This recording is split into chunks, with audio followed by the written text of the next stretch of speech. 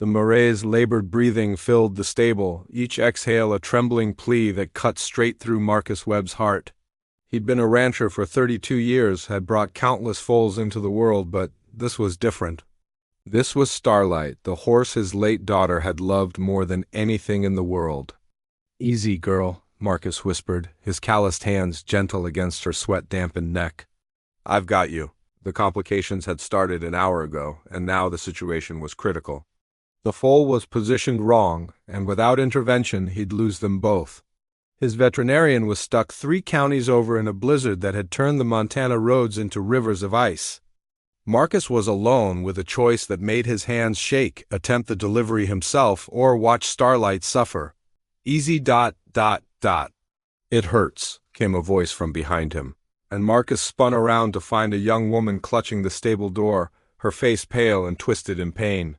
She wore city clothes soaked through from the storm, her car visible through the snow, steaming and dead in his driveway.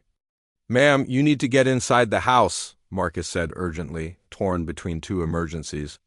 "I can't," she gasped, doubling over. "The baby's comin', now?" Time seemed to fracture.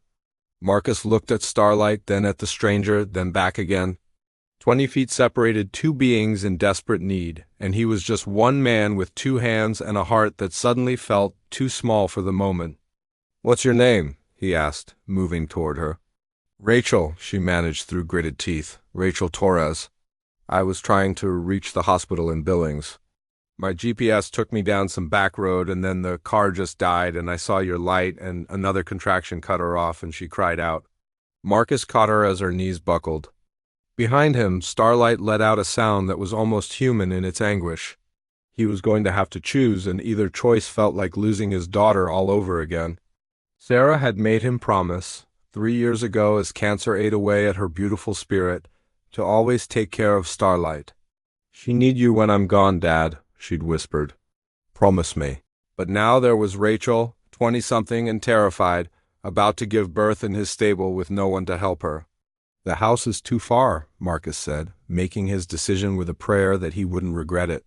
He helped Rachel to a clean area of the stable, spreading out emergency blankets he kept for situations like this. "I've delivered foals. Same principle, different scale. You're going to have to trust me. Do I have a choice?" Rachel tried to laugh, but it came out as a sob. "Not really." Marcus washed his hands in the utility sink, his mind splitting between the woman in front of him and the horse behind him. He could hear Starlight's distress increasing, and each sound was a knife in his chest. Then something remarkable happened. As Rachel's contractions intensified, she looked past Marcus to the struggling Mare. "Is she okay?" Rachel asked through her own pain. "No," Marcus admitted, "but you are my priority right now. Can you save her?" Rachel's eyes were wide, clear despite her agony. "After ... Can you save her?" "I don't know if there'll be time." Rachel grabbed his arm with surprising strength. "Then go, help her first. I've had 3 years of prenatal care, and I can feel that this baby is positioned right." "Your horse doesn't have that luxury. Go?" Marcus froze, staring at this stranger who was asking him to leave her in the most vulnerable moment of her life. "I can't." "My mother delivered 6 kids on a farm in Guatemala," Rachel said, breathing hard. "I know what to do." "Your horse doesn't, please. I can see it in your eyes. She's someone special." "She was my daughter's," Marcus heard himself say. "Then go," Rachel commanded. "It'll be over quick." "Just save her." Marcus moved to Starlight with tears streaming down his weathered face. His hands, steadier than he felt, worked with practiced precision. He talked to the Mare the way he talked to Sarah during her difficult moments, with love and certainty even when he felt neither. Behind him, he could hear Rachel breathing through her contractions, following some instinct older than hospitals or highways. 15 minutes stretched into forever. Marcus's entire world narrowed to the life struggling to enter it, to positioning the foal correctly, to feeling the moment when suddenly, miraculously, nature found its way. The foal slipped free in a rush, and Starlight, exhausted but alive, turned to nuzzle her baby with the tenderness that only new mothers know. "Did you do it?" Rachel called, and Marcus turned to see her kneeling now, supporting herself against a hay bale. "Yes," he managed. "She's okay. They're both okay." "Good. Rachel smiled. Then maybe you could help me because I think we're about 2 minutes away here. Marcus washed again and moved to Rachel's side. She'd been right, the baby was coming exactly as it should, and when the tiny girl emerged into Marcus's waiting hands 7 minutes later, her cry was the most beautiful sound he'd ever heard. Rachel wept as Marcus placed her daughter on her chest. "You saved my horse first," she said in wonder. "You told me to," Marcus replied, wrapping them both in warm blankets.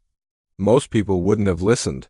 They sat in the stable as the blizzard raged outside, 2 mothers and 2 babies finding warmth in the most unlikely of sanctuaries. Starlight watched them with her dark, intelligent eyes, and Marcus could almost hear Sarah's voice on the wind. "See, Dad? Everything happens the way it's supposed to." Rachel named her daughter Grace, and years later would tell her about the night she was born in a stranger's stable, about the rancher who honored her trust, and about the horse whose survival bound their families together. Some acts of faith, Marcus learned that night, don't require us to choose between compassion and promise. Sometimes they ask us to believe that there is enough grace in the world for everyone who needs it, if we're just brave enough to trust each other in the darkness.